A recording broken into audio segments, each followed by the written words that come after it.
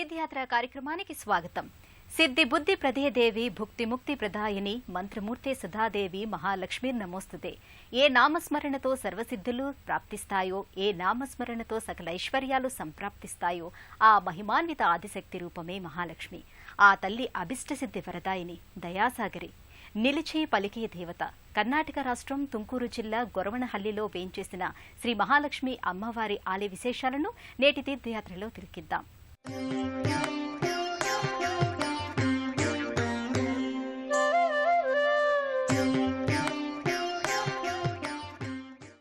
దేశంలోనే విఖ్యాతి చెందిన గొరవనహల్లి శ్రీ మహాలక్ష్మి ఆలయాన్ని మొట్టమొదటిసారిగా తోటదప్ప అనే భక్తుడు నిర్మించినట్లు ఇక్కడి స్థల పురాణాల ద్వారా అవగతమవుతోంది. అనంతరం ఈ ఆలయాన్ని కమలమ్మ అనే భక్తురాలు జీర్ణోద్ధరణ చేసినట్టు తెలుస్తోంది. నమస్తేస్తు మహామాయే శ్రీపీఠే సురపూజితే శంఖచక్ర గదాహస్తే మహాలక్ష్మీ నమోస్తుతే.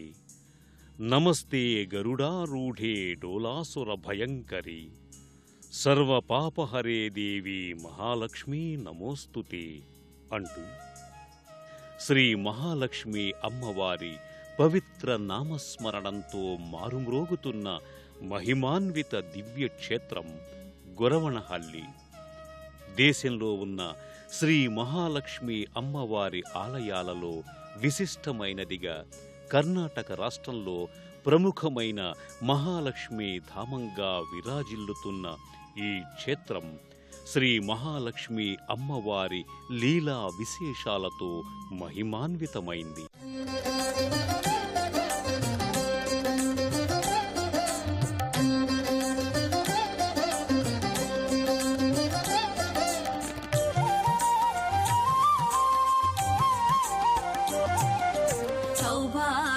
లక్ష్మీ రావమ్మ అమ్మా, సౌభాగ్య లక్ష్మీ రావమ్మ. రోజు వేలాది మంది భక్తులు దర్శించుకునే ఈ క్షేత్ర సందర్శనం ఒక మహద్భాగ్యంగా భక్తులు భావిస్తారు. ప్రశాంతమైన వాతావరణం, ప్రకృతి అందాలు, పరవశింపజేసే ఆధ్యాత్మిక సోయగాలు, అంతకు మించి పరిశుభ్రమైన ఆలయ ప్రాంగణం ఈ ఆలయం సొంతం.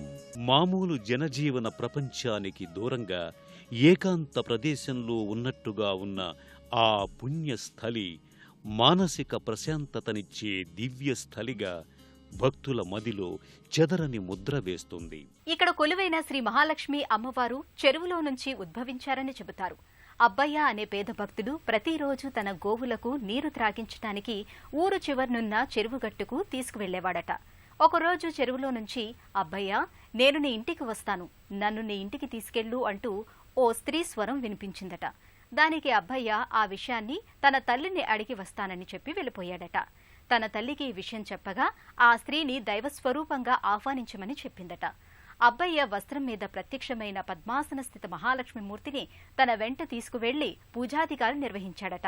ప్రధానాలయ ప్రాంగణం నిత్యం వేలాది మంది భక్తులతో భక్తిమయంగాను శక్తిమయంగాను అగుపిస్తుంది.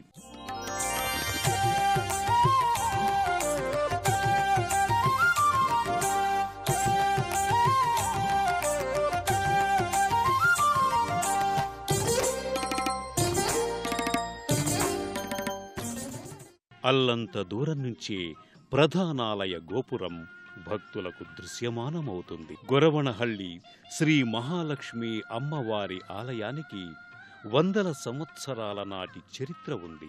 ఈ ఆలయాన్ని పూర్వకాలంలో తోటదప్ప అనే భక్తుడు నిర్మించాడని ఇక్కడి స్థల పురాణాల ద్వారా అవగతమవుతుంది. అనంతరం జరిగిన పరిణామాలతో శిథిలమైన ఈ ఆలయాన్ని కమలమ్మ అనే భక్తురాలు జీర్ణోద్ధరణ చేసినట్లు తెలుస్తోంది. అబ్బయ్య మరణాంతరం అతని సోదరుడు తోటదప్పకు అమ్మవారు కలలో కనిపించి తనను గొరవనహల్లిలో ప్రతిష్ఠించమని ఆదేశించగా చిన్న గుడిని నిర్మించి అమ్మవారిని ప్రతిష్ఠించాడట. కొంతమంది దొంగలు పూజా సామగ్రిని దొంగిలించకపోతే అమ్మ మహిమతో వారి చూపు పోయిందట. తమ అపరాధాన్ని మన్నిస్తే 5 అంకణాల గుడి నిర్మిస్తామని దొంగలు మొక్కుకోగా చూపు వచ్చిందట. ఆ దొంగలు సచ్చీరులుగా మారి అమ్మవారి ఆలయాన్ని నిర్మించారట. చేతిలో చక్రం ధరించిన అమ్మవారు కిరీటధారిణిగా సర్వాభూషణ శోభితంగా కానవస్తుంది. నుదిటిన సింధూరం, కంఠాభరణాలు ధరించి అమ్మవారు పట్టు వస్త్రాలు ధరించి ఆసీన భంగిమలో కానవస్తారు. అమ్మవారి మూర్తికి వెనుక భాగంలో అమ్మవారి మూలమూర్తి కానవస్తుంది. ఒకప్పుడు చెరువులో నుంచి ఉద్భవించిన మూలమూర్తి ఇది. ఈ మూలమూర్తి తూర్పు ముఖంగా వెలసి ఉంది. అమ్మవారిని మనసా వాచా దర్శించుకున్న భక్తులు అమ్మవారికి ప్రణామాలు అర్పించి తనివితీరా సేవిస్తారు. ఈ ముఖమంటపంలో గర్భాలయానికి ముందు అమ్మవారి ఉత్సవమూర్తి ఒకటి కానవస్తుంది. 4 చేతులతో 2 చేతుల్లో పద్మాలు, అభయ వరద హస్తాలతో అమ్మవారి మూర్తి ధగధగాయమానంగా కానవస్తుంది. గర్భాలయం బయట ఎడమవైపు భాగాన లక్ష్మీపీఠమొకటి కానవస్తుంది. ఈ పీఠంపై శ్రీ మహాలక్ష్మి అమ్మవారిని ప్రతిష్ఠించారు. శ్రీచక్ర సహితంగా ఉన్న ఈ మూర్తి దగ్గరే భక్తులు మహాలక్ష్మి వ్రతాలు, కుంకుమ పూజలు భక్తితో చేయించుకుని తరిస్తారు. క్షీరాబ్ధి కన్యకకు శ్రీ మహాలక్ష్మికి నీరజాలయమునకు నీరాజనం నీరాజనం నీరాజనం. క్షీరాబ్ధి కన్యకకు శ్రీ మహాలక్ష్మికి నీరజాలయమునకు నీరాజనం నీరాజనం నీరాజనం.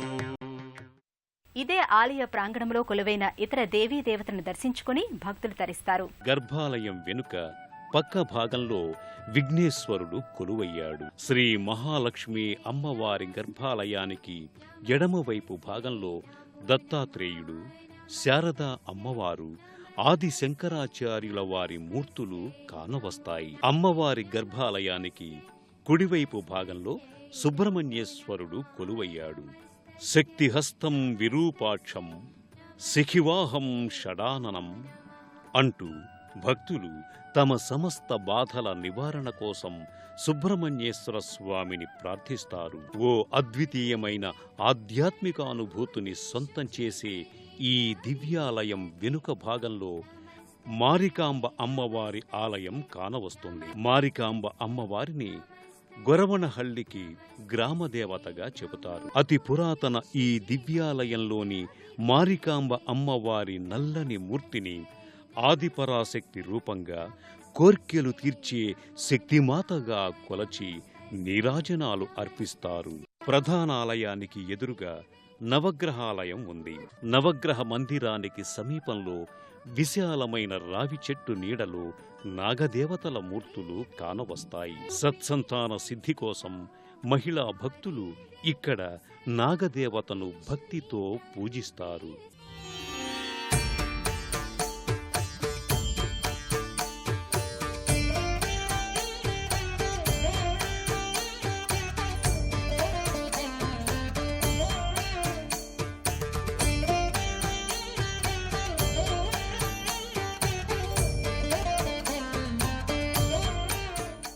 శ్రీ మహాలక్ష్మి అమ్మవారి ఆలయానికి కొద్ది దూరంలో శ్రీ వెంకటేశ్వర స్వామి వారి సన్నిధి ఉంది.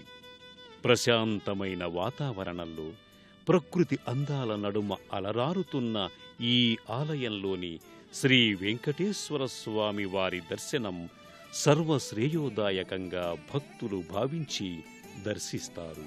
స్వామిని మనసా వాచా భక్తితో దర్శించుకుంటారు. శ్రీ మహాలక్ష్మి అమ్మవారి దేవస్థానానికి కుడివైపున తీతా జలాశయం ఉంది. జయమంగళ నదీమ తల్లి నీటితో అలరారుతున్న ఈ తీతా జలాశయపు శోభ వర్ణనాతీతం.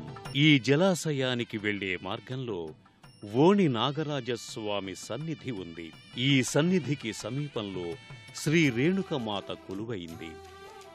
ఆ తల్లి దర్శనం సర్వమంగళకరంగా భక్తులు భావిస్తారు.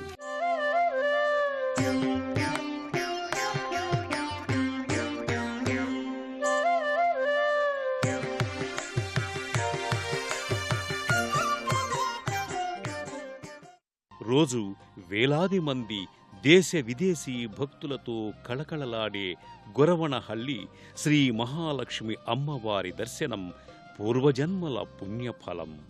మహాలక్ష్మి సాక్షాత్తు నారాయణుని నిత్యన్నపాయిని. ఆ స్వామిని ఎప్పుడూ విడిచి ఉండని తల్లి. అందుకే ఆ తల్లిని పూజిస్తే ఆమె చెంతనే ఆమె హృదయంలో ఉన్న శ్రీ మహావిష్ణువుని కూడా పూజించినట్లే. భక్తులను బ్రోచే తల్లి శ్రీ మహాలక్ష్మి కరుణాకటాక్ష వీక్షణాలు మనందరిపైన సదా ఉండాలని కోరుకుంటూ మరో తీర్థయాత్రలో మళ్లీ కలుసుకుందాం.